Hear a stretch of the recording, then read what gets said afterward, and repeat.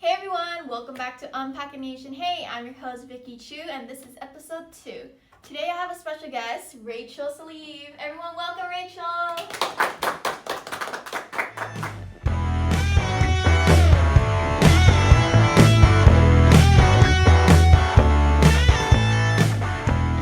We are here today with the student Rachel Salib from Rancho Cucamonga, who was able to experience the effects within her community of xenophobia.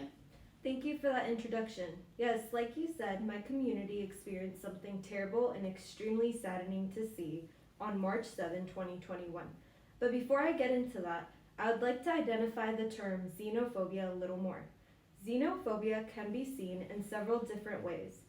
Specifically in the incident in my community, seen through an action, but typically it is a feeling of hate or fear of foreigners.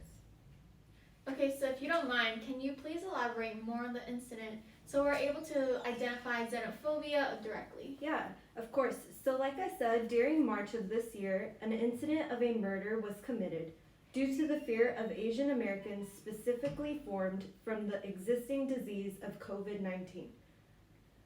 Ruby Meng, 8-year-old daughter, and Jia Jia, 44-year-old female, were found stabbed to death in the middle of the night in Rancho Cucamonga.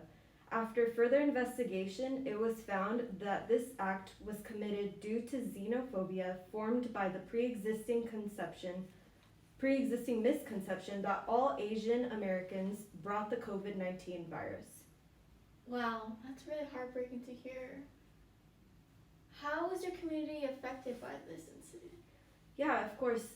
At first, my community believed that this incident was caused due to personal ties rather than a hate crime. Mm-hmm. But when the community realized that this was a hate crime, people came together and supported all Asian Americans within the community. Specifically, a fundraiser was formed for this family, as well as a memorial in front of Ruby Meng's elementary school.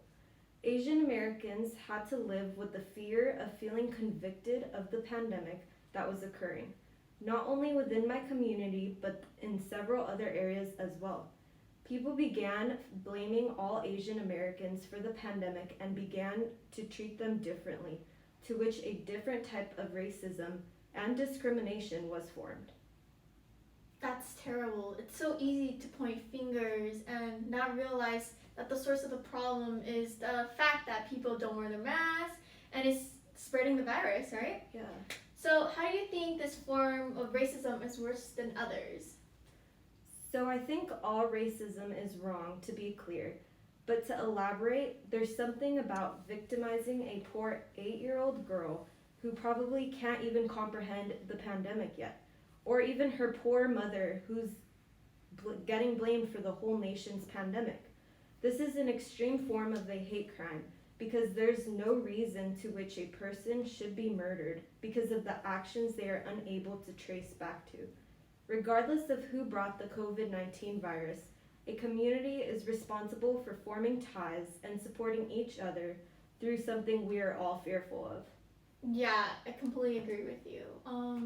That is ridiculous that there's no justification of those actions, right? But to add on, how do you think Asian Americans feel after this incident? I can't even begin to comprehend how they feel. Anti-Asian xenophobia levels have skyrocketed since the pandemic, and it's really because people believe that all Asians are to blame. Living with these views upon your race is incomprehensible. Feeling blamed and racism due to the race is saddening and heartbreaking. I feel like after this incident, many Asian Americans within the community feared if they were next and took extensive precautions to make sure they weren't. This is not a form of living. I completely agree with you. How do you think we as a community, like you and I and those around us, can help support Asian Americans and typically end this battle of Asian American xenophobia? Well, to start off, I definitely think we as a community must come together and address their fear. But I also believe we must rationalize that this fear is addressable through a vaccine or a face mask and maintaining social distancing. However, we must also address that these hate crimes are not tolerable and this community will not support any act of racism. In addition, I believe in order to support Asian Americans within the community, we must protect them and support them through our love. Wow, that's really well said, Rachel. All right, thank you so much, Rachel, for joining us today to speak on this incident. The terrible part of xenophobia is seen in several other forms as well, right? In our next episode, we will go into detail on the factual evidence on xenophobia during the pandemic. We hope you guys join us on our next episode while we uncover more on this matter. Thank you!